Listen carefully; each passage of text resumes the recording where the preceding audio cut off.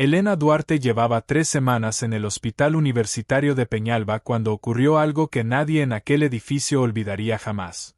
Aquella mañana de octubre, 2 ambulancias entraron al mismo tiempo por urgencias, y en cuestión de segundos toda la planta se convirtió en un caos de gritos, camillas y monitores que sonaban sin parar.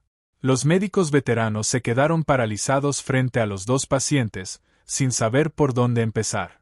Entonces, entre el desorden, una enfermera suplente que casi nadie conocía se abrió paso con una calma que no encajaba con la escena.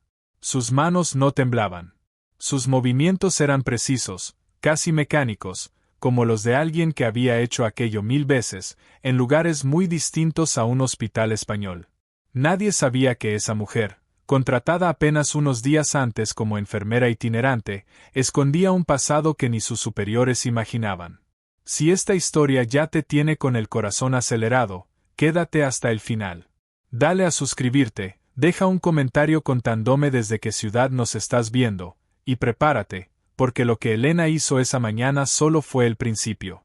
Elena había llegado a Peñalba un martes lluvioso, conduciendo una furgoneta vieja con el retrovisor agrietado y una carpeta de documentos que decía que era enfermera itinerante, con 18 meses de experiencia civil y referencias de 2 hospitales pequeños, uno en Extremadura y otro en Galicia. Todo en el papel era cierto. También era la versión más pequeña posible de la verdad. Aparcó en el hospital a las 6:40 de la mañana, 17 minutos antes de que empezara su orientación, y se quedó un momento observando el edificio antes de bajar. Era un centro de referencia comarcal, con más de 200 camas, intentando conseguir la acreditación de trauma nivel 1 antes de la próxima revisión. Ese dato lo había leído la noche anterior, en un motel de carretera cerca de Cáceres. Viejo hábito, conocer el terreno antes de entrar. En la sala de orientación conoció al doctor Ramón Aguilar, jefe de cirugía del hospital desde hacía 11 años, un hombre que consideraba la puntualidad parte de su personalidad. Recorrió la mesa mirando a cada nuevo empleado como si evaluara mercancía, y cuando llegó a Elena se detuvo. Enfermera itinerante, dijo, sin preguntarlo realmente. Ya había leído su expediente. Somos un hospital de ritmo distinto al que está acostumbrada, añadió, con ese tono que dejaba claro, de forma limpia y económica, que no le interesaban demasiado las enfermeras de hospitales pequeños. Ella respondió con un simple entendido, y él esperó un segundo más, como si aguardara una credencial, una anécdota, algo que la hiciera merecer una segunda mirada. Ella no se la dio. Él siguió adelante. Las primeras 2 semanas transcurrieron sin sobresaltos. Elena llegaba puntual, a veces antes, no cometía errores en la documentación, ayudaba en los casos que le asignaban sin quejarse, aunque casi siempre eran los más tediosos, curas rutinarias, altas administrativas, tareas que el doctor Aguilar consideraba menores. Ella lo hacía todo sin protestar, lo cual, extrañamente, parecía irritarle más que si hubiera discutido. Marisela Roldán, la enfermera jefe del turno, la observaba de lejos. Era eficiente, callada, y respondía a las preguntas personales de sus compañeras con frases cortas y perfectamente ciertas que no revelaban absolutamente nada. ¿De dónde eres originalmente?, le preguntaban. De varios sitios, contestaba. ¿Por qué elegiste enfermería? Porque me gusta ser útil. Técnicamente verdad. Espectacularmente incompleta. Todo cambió un viernes, en la 4ª semana de Elena en Peñalba. El turno empezó ya escaso de personal, como casi siempre, y a las 8:17 de la mañana la radio de la estación de enfermería crepitó con una voz de paramédico tensa, controlada, esa tensión concreta de quien está gestionando algo grave sin dejar que el pánico se le note en la voz. 2 críticos, dijo, procedentes de un accidente múltiple en la autovía A66. Un varón de 43 años con sospecha de hemorragia intracraneal y la tensión cayendo en picado. Una joven de 19 con trauma torácico y posible neumotórax a tensión. 4 minutos de llegada. Marisela levantó la vista hacia la radio, buscando a alguien que le confirmara los datos, y Elena, que estaba más cerca, ya había respondido con una claridad que hizo que el paramédico se quedara un segundo en silencio al otro lado de la línea. Nadie en aquella sala imaginaba todavía que en los próximos 60 minutos, la mujer que llevaban 3 semanas subestimando iba a salvar 10 vidas y a hacer que un almirante llegara desde muy lejos preguntando por alguien llamada Fénix. Las 2 camillas entraron al mismo tiempo por las puertas de urgencias, empujadas por 2 equipos de paramédicos que claramente se habían coordinado en el trayecto. El hombre, de unos 40 y tantos años, corpulento, se deterioraba a ojos vista, con la tensión cayendo por debajo de 80 y las pupilas desiguales. La joven, consciente pero grisácea alrededor de la boca, luchaba por llenar los pulmones mientras el lado izquierdo de su pecho apenas se movía. El doctor Ismael Vera, el médico de guardia, que llevaba 21 horas sin dormir, se hizo cargo del hombre.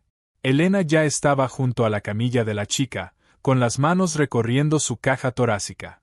Tráquea desviada, ausencia de ruidos respiratorios, venas del cuello distendidas. Doctor Vera, dijo, con una voz que no necesitaba alzarse para ser absolutamente clara. Esto es un neumotórax, atención. Necesita una descompresión con aguja ahora mismo. Vera estaba a 40 pasos, con un paciente que acababa de empezar a convulsionar y sin manos libres. Autorícelo verbalmente, dijo Elena. Eso es un procedimiento médico. Tiene 30 segundos, quizás menos. Autorícelo o venga usted mismo ahora. Él miró a su paciente, miró a la chica, miró las manos de Elena, ya preparadas, ya posicionadas, sabiendo exactamente dónde ir. Hágalo, dijo. La aguja entró y el silbido del aire liberado fue inmediato. La saturación de oxígeno de la joven, que se había desplomado hacia el 70%, empezó a subir. Elena ya estaba convirtiendo el procedimiento en la colocación de un tubo torácico cuando, al otro lado de la sala, el monitor del hombre se puso en línea plana. Un segundo después, el de la chica también. Durante un instante terrible, todas las alarmas de la sala de trauma gritaron a la vez. Elena había visto aquello antes. No allí. No en ningún hospital civil español. En un lugar mucho más oscuro, mucho más lejano de Peñalba. Se movió hacia la chica, cargó el desfibrilador, y con la primera descarga el corazón volvió a un ritmo normal. Se giró hacia Vera, que hacía compresiones sobre el hombre. Necesito neurocirugía al teléfono ahora, dijo, ajustando el goteo de vasopresores. Si corrige la tensión demasiado rápido, va a agravar la hemorragia. Vera la miró entre compresión y compresión. Usted no es médico, dijo. No. Entonces, ¿qué demonios? Siga presionando. El corazón del hombre volvió a latir 4 minutos después. Cuando todo terminó, Elena se apoyó contra la pared, con las manos completamente firmes, la respiración regular y una fina capa de sudor en la frente que no había notado hasta ese momento. Marisela llegó a su lado con una expresión que Elena reconoció de inmediato, la de alguien recalculando una suma que creía ya resuelta. ¿Está certificada para tubos torácicos?, preguntó Marisela. Sí. Desfibrilación. Sí. ¿Y ese manejo de presión en el paciente con posible daño cerebral? Eso se enseña en cursos avanzados de trauma, respondió Elena, cortando la frase. Marisela no dijo nada más. Vaya a documentarlo mientras lo tiene fresco. Elena estaba a mitad de su informe cuando el doctor Aguilar apareció en la puerta de la sala de registros. Me han dicho que hubo una situación, dijo. 2 críticos, ambos estabilizados, respondió ella sin levantar la vista del teclado. Dicen que usted dirigió esas 2 camas, insistió él. El doctor Vera dirigió ambas. Yo asistí. Dicen que colocó un tubo torácico. Eso no es un procedimiento de enfermería. El doctor Vera lo autorizó verbalmente bajo excepción de emergencia. Está documentado. Aguilar la observó un momento más, con una mirada distinta a la de la orientación, más cuidadosa, como si intentara resolver un problema cuyas piezas no encajaban como debían. Usted es una enfermera itinerante de un hospital pequeño de Extremadura, dijo finalmente. Ella lo miró a los ojos. Soy una enfermera itinerante actualmente asignada a su planta de traumatología. ¿Hay algo más que necesite de mí para el informe del incidente? El silencio se estiró de esa manera particular en que se estiran los silencios cuando alguien quiere decir algo y está decidiendo si merece la pena el coste. Aguilar se marchó sin decirlo. El resto del turno transcurrió con la lentitud habitual después de un evento así, con el papeleo acumulándose y todo el personal moviéndose un poco más despacio de lo normal, fingiendo que no era así. Elena terminó su documentación, completó sus rondas, y salió del hospital a las 7:06 de la tarde.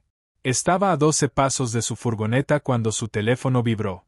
No el personal. El otro, el que guardaba en el bolsillo interior de su chaqueta y cuyo número conocían apenas 4 personas en el mundo, ninguna de las cuales la había contactado en 14 meses. Se detuvo en seco y miró la pantalla. El mensaje tenía 3 palabras y unas coordenadas. Activo. Ven ahora. Elena se quedó de pie en el aparcamiento, con el frío de octubre calándole los huesos, mirando esas 3 palabras 2 veces. Después guardó el teléfono, subió a su furgoneta y condujo hasta el motel de carretera donde se hospedaba desde su llegada a Peñalba. Tenía una bolsa que podía preparar en menos de 4 minutos. La había preparado en menos de 2, cuando las circunstancias lo exigieron. Se sentó al borde de la cama y pensó en los 2 pacientes que había estabilizado esa mañana, en que ninguno de los 2 sabría jamás quién había tomado las decisiones que les mantuvieron con vida. Después abrió el ordenador y buscó las coordenadas. Un punto remoto en los Pirineos, del tipo de terreno que se elige cuando no se quiere ser encontrado, o cuando se está reteniendo a alguien que no se quiere que sea encontrado. Se quedó mirando la pantalla largo rato. Fuera, oyó un vehículo entrar despacio en el aparcamiento del motel. No levantó la vista, pero siguió el sonido, la velocidad, el patrón del motor, la ausencia concreta de una segunda pasada. No era vigilancia, solo una llegada nocturna cualquiera. Exhaló, se agachó bajo la cama y sacó la segunda bolsa, la que no llevaba uniformes ni carpetas de certificados, la que no había abierto en 6 meses y que había esperado, con la cautela silenciosa de quien espera algo que preferiría no necesitar, no tener que abrir nunca más. La llamada del número desconocido llegó a las 2:14 de la madrugada, 9 días después de su llegada a Peñalba. Estaba despierta, como casi siempre a esa hora, un hábito que nunca había logrado romper del todo. Contestó al segundo tono. La voz al otro lado no era ninguna de las 4 personas que conocían aquel número. Era una voz que no escuchaba desde hacía 6 años, y le golpeó el pecho antes de registrarse en los oídos, como un suceso físico más que como un sonido. Suboficial Duarte, dijo la voz. Ella no respondió. Sé que ha estado manteniendo su tapadera, sé que es el protocolo, pero tenemos una situación y usted es el activo que necesitamos. Yo me marché, dijo Elena finalmente. Lo sé. Completé mi separación del servicio. Tengo los papeles. Eso también lo sé. Una pausa. Elena, tenemos a uno de los nuestros en un lugar muy malo. Lleva 6 días retenido y su estado médico requiere a alguien con su perfil concreto. No un cirujano de trauma, no un médico de urgencias. Alguien que pueda trabajar en la oscuridad, con lo que tenga a mano, y mantener con vida a un paciente crítico el tiempo suficiente para moverlo. Ella cerró los ojos. Las coordenadas que le envié, continuó la voz, las he visto. Hay un equipo ya formado. Usted sería el componente médico. No le pedimos que lleve un arma. Le pedimos que salve una vida. Me está pidiendo que vuelva. Le pedimos que vuelva una vez, por él. Ella supo quién era el hombre retenido antes de preguntar, pero preguntó de todos modos. El nombre que recibió como respuesta era uno que no había escuchado en voz alta en 3 años, el de alguien que una vez la había sacado de un edificio en un país que ella todavía no podía reconocer legalmente haber pisado. ¿Cuándo?, preguntó. El equipo se mueve en 4 días. Necesito una condición, dijo ella. Dígala. Vuelvo cuando esto termine. Separación limpia, sin obligaciones adicionales, sin reactivación. Es un solo trabajo. Una pausa que duró lo suficiente para significar algo. De acuerdo, dijo la voz. Colgó y permaneció sentada en la oscuridad otros 20 minutos. Después se levantó, sacó la segunda bolsa, la puso sobre la cama y la abrió despacio, del modo en que se abre algo que se ha estado evitando abrir porque, una vez abierto, un capítulo que se creía cerrado vuelve a estar activo. Dentro no había armas.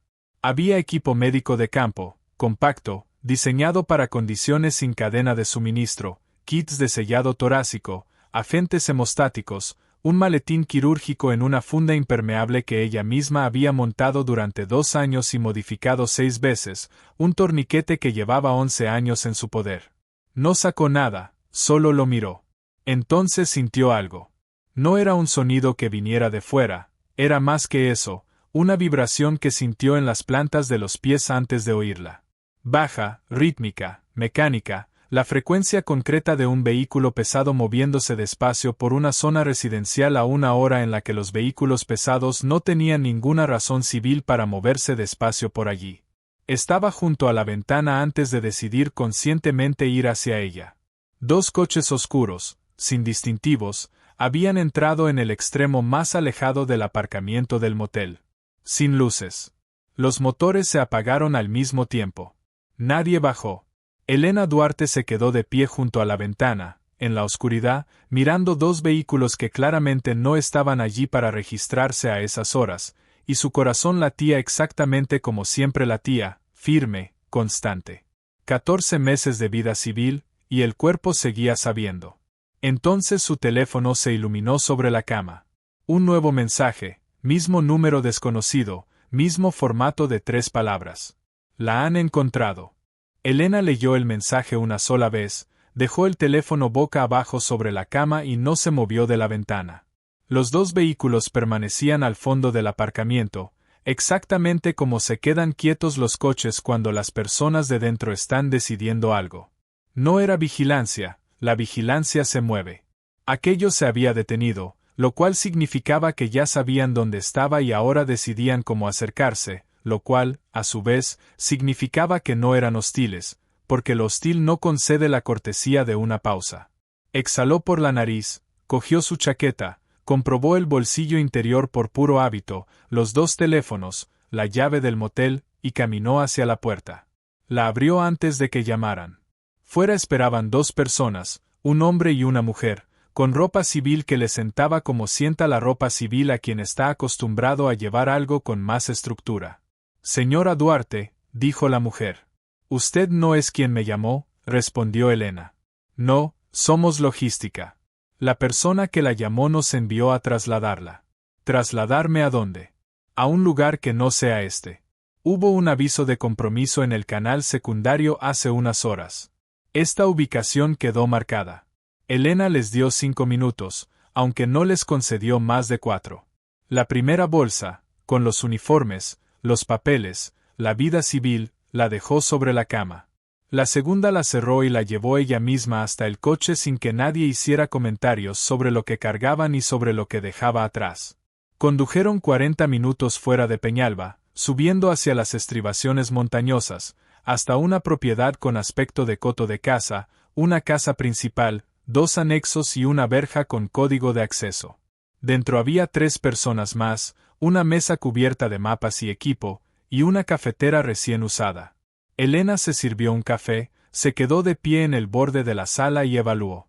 Los mapas correspondían a una región montañosa de acceso limitado, con una única estructura visible en las imágenes de satélite, con la forma de un antiguo edificio agrícola reconvertido, el tipo de silueta que aparece en zonas remotas cuando alguien quiere espacio y soledad sin que el perfil arquitectónico resulte demasiado deliberado. La reunión informativa la dirigió un hombre al que nunca había visto en persona, pero cuya voz reconoció de la llamada telefónica de 2 noches atrás. Se presentó como Alonso, casi con seguridad no su nombre real, y tenía el porte de alguien que había dirigido tantas operaciones de ese tipo que la actuación ya no le suponía ningún esfuerzo. El activo retenido se llamaba Hugo Marín, Operaciones Especiales, comprometido en una misión de inteligencia hacía 11 días, no 6, como le habían dicho por teléfono. Alguien había estado gestionando la línea temporal para reducir la urgencia aparente, lo cual era un protocolo de seguridad o simplemente cobertura burocrática, y de cualquier modo, a Elena se le tensó la mandíbula. 11 días de condiciones desconocidas en el terreno. El último contacto confirmado había sido hace 8 días, a través de un canal secundario que se apagó la misma noche en que se identificó la ubicación. Ella hizo 7 preguntas, Obtuvo respuestas útiles a 5 de ellas, archivó las otras 2 como cosas que tendría que improvisar sobre el terreno, y siguió adelante. El equipo se puso en marcha a las 4 de la madrugada. Regresó 31 horas después, y a Marisela le diría que había tenido una emergencia familiar ya resuelta. Marisela miraría su rostro y no haría ninguna pregunta más, que era la respuesta correcta ante una cara como la que llevaba Elena aquel día.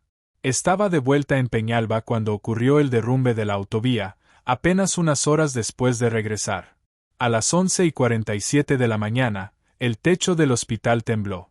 No fue dramático, fue una vibración baja y sostenida que recorrió la estructura del edificio, seguida de un sonido que llegó después de la vibración, un estruendo profundo de algo muy grande cediendo de golpe, cerca. Un tramo elevado del viaducto de la A66 había sufrido un fallo estructural. Varios vehículos habían caído a la zona de colapso. Un camión cisterna se había atravesado bloqueando la ruta alternativa. Las ambulancias tardarían 40 minutos más de lo habitual por el desvío obligado de montaña. El doctor Aguilar apareció desde el ala administrativa moviéndose más rápido de lo que Elena le había visto moverse jamás. Sus ojos pasaron sobre ella como pasaban siempre, sin detenerse del todo. Ponga a las enfermeras itinerantes en triaje básico, ordenó. Reserve al personal experimentado para las camas críticas. Triaje básico. Gestión de pacientes. Elena lo escuchó. Marisela también lo escuchó, y durante medio segundo dejó que su expresión lo delatara antes de recomponerla y empezar a hacer llamadas. Nadie en aquel pasillo imaginaba todavía que, antes de que terminara el día, el nombre de Elena Duarte llegaría hasta oídos que jamás debería haber alcanzado, y que entre los heridos que estaban a punto de cruzar esas puertas se escondía una verdad que llevaba 11 años enterrada dentro del propio hospital. Las siguientes 3 horas fueron un torbellino de camillas, alarmas y decisiones tomadas en segundos. 14 heridos llegaron al hospital de Peñalba procedentes del derrumbe, y Elena, relegada oficialmente a triaje básico, terminó salvando la vida de un adolescente con un hematoma cerebral que ningún otro médico había detectado a tiempo, y estabilizando a una mujer cuya presión arterial no encajaba con sus lesiones documentadas hasta que Elena descubrió, por una mención casual de su hija, un antecedente cardíaco que cambiaba todo el cuadro clínico. El doctor Aguilar la encontró esa misma tarde en la sala de descanso, y por primera vez desde que se conocían, se sentó frente a ella sin la autoridad administrativa de antes. He revisado sus antecedentes laborales, dijo. Sus evaluaciones son excelentes, pero ambos hospitales anteriores dijeron lo mismo con palabras distintas, que era difícil ubicarla porque estaba sobrecualificada para los puestos que solicitaba. Los enfermeros itinerantes toman lo que hay disponible, respondió ella. Esa no es una respuesta.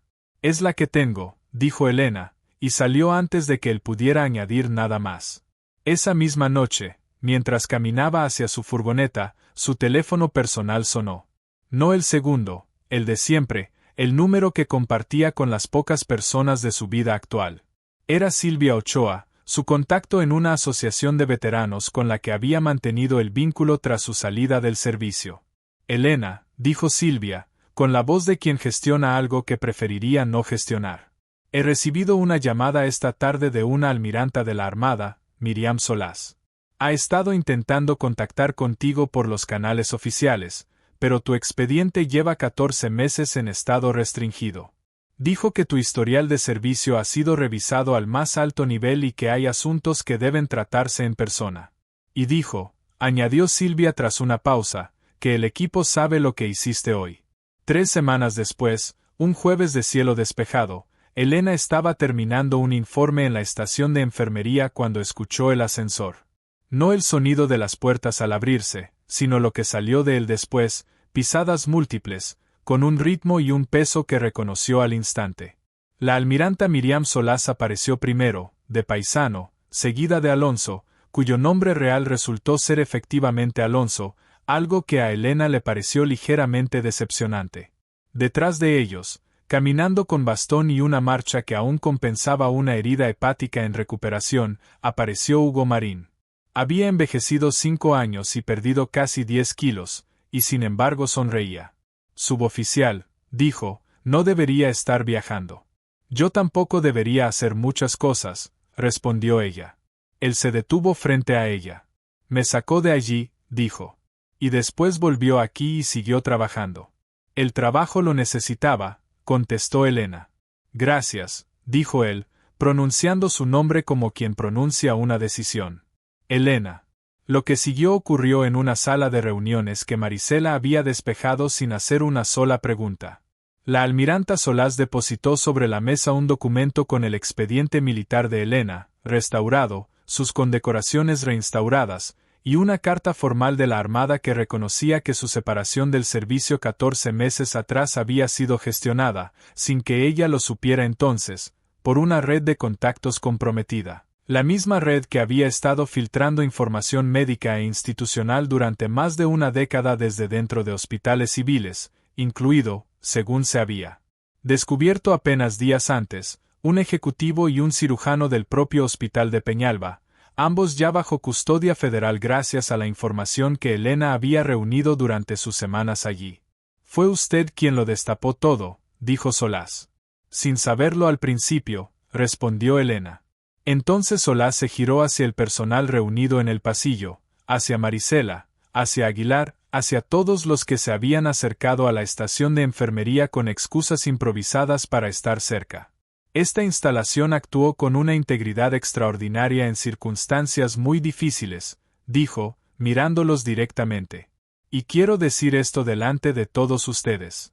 Sacó del maletín una moneda de desafío naval y la colocó en la mano de Elena. Suboficial mayor Elena Duarte, dijo, con una voz que llenó todo el pasillo.